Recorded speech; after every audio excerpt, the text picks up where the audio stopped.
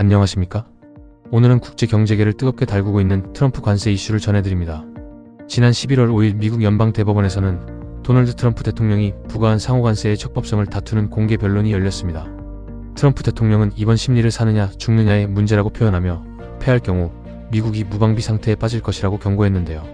과연 심리 결과가 어떻게 나올지, 또 한국 경제와 글로벌 무역에 어떤 파장을 미칠지 자세히 살펴보겠습니다. 2025년 1월 출범한 트럼프 2기 행정부는 무역확장법 232조와 통상법 301조, 그리고 국제비상경제권한법 등을 동원해 관세 부과를 확대했습니다.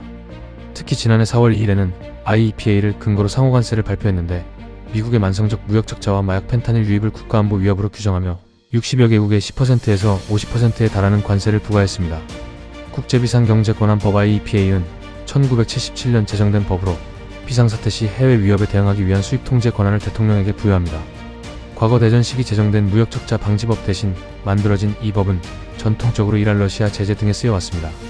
트럼프 행정부는 이 법의 수입 규제, 레귤레이트 임포테이션 조항을 해석해 신속히 고율관세를 도입하려 했습니다. 다만 여기서 자동차 25%, 철강 50% 등 232조 품목관세는 이번 소송 대상이 아닙니다. 당초 행정부는 미 의회 승인 없는 관세 조치에 대해 자체 권한을 과감히 행사했는데요. 이에 뉴욕의 중소기업 7곳과 민주당 우세 12개 주 정부 등이 2025년 4월에 소송을 제기했습니다. 1심 법원인 국제무역법원과 2심 법원인 연방항수법원은 IEPA의 관세 권한이 명시적이지 않다며 이 관세 부과를 무효화했고, 결과적으로 불법 판단을 내린 바 있습니다. 트럼프 행정부는 이에 연방대법원에 신속 심리를 요청했고, 5일 열린 공개 변론에서 최종 판단을 받게 되었습니다. 심리는 현지 시간 11월 5일 오전 10시에 시작되어 약 3시간 동안 진행됐습니다. 정부 측과 중소기업 12개 주 정부 측이 각자 구두 변론을 펼쳤는데, 쟁점은 단연 IEPA의 관세 부과 권한이 있느냐였습니다. 트럼프 정부 대리인 존 소어 차관보는 관세는 무역 규제의 일환이라며 관세 부과 권한이 IEPA 수입 규제 조항에 포함된다고 주장했습니다. 반면 원고 측 대리인인 네일 카타얄 변호사는 관세는 세금으로 의회만이 관세를 부과할 수 있다며 IEPA를 근거로 관세 체계를 전면 개편한 전례가 없다고 맞섰습니다. 대법관들의 질의는 이론의 대립을 예리하게 파고들었습니다.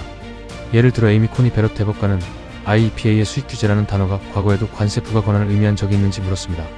닐 고서치 대법관은 과세권을 대통령에게 넘길 경우 무역 규제, 전쟁 선포 등 의회 권한까지도 넘어가는 것이냐고 우려했고, 존 로버츠 대법원장도 어느 나라, 어느 상품이든 아무 때나 관세를 부과할 수 있다니 부적합해 보인다고 지적했습니다.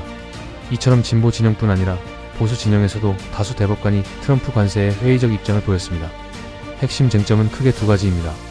첫째, 대통령의 권한 범위입니다.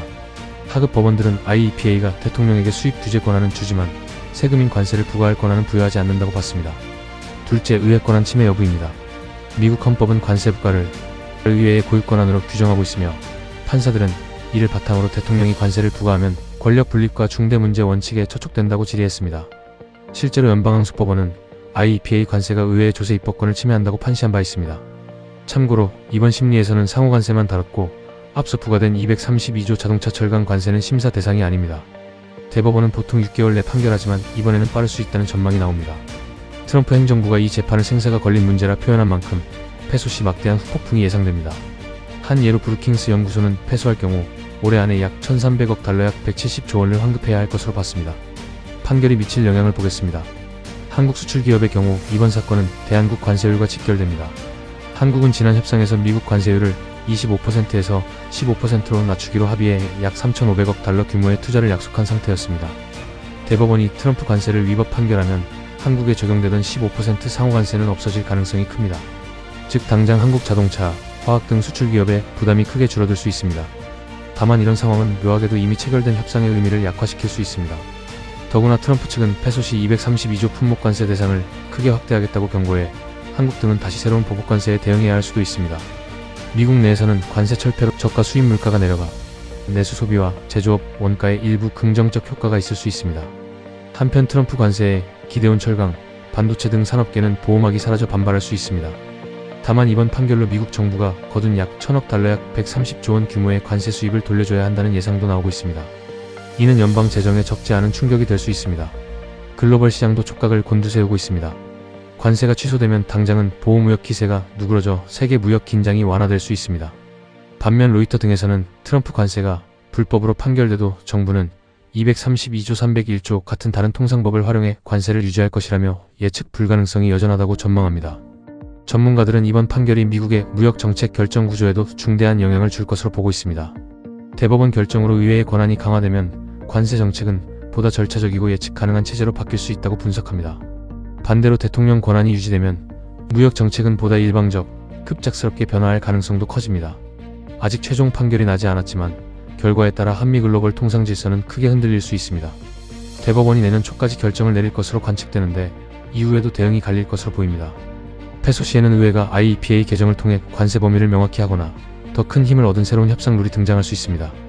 반대로 트럼프 관세가 유지되면 향후 대외 교섭에서 대통령 권한이 더욱 막강해질 수 있습니다. 어쨌든 이번 사안은 행정부와 의회 간 권력 분립의 핵심을 건 분수령입니다. 한국과 미국 기업들, 정책 결정자들은 이제 남은 법정 공방과 대법원 판결의 촉각을 곤두세우고 있습니다. 마지막으로 미국 대법원 심리가 전하는 교훈은 법 앞에서는 누구나 평등하다는 점입니다. 1977년 제정된 법의 문구 하나가 현대 국제무역을 뒤흔들 수 있음을 생생히 보여준 이번 심리 결과를 지켜보며 앞으로도 새로운 소식이 나오는 대로 전해드리겠습니다. 감사합니다.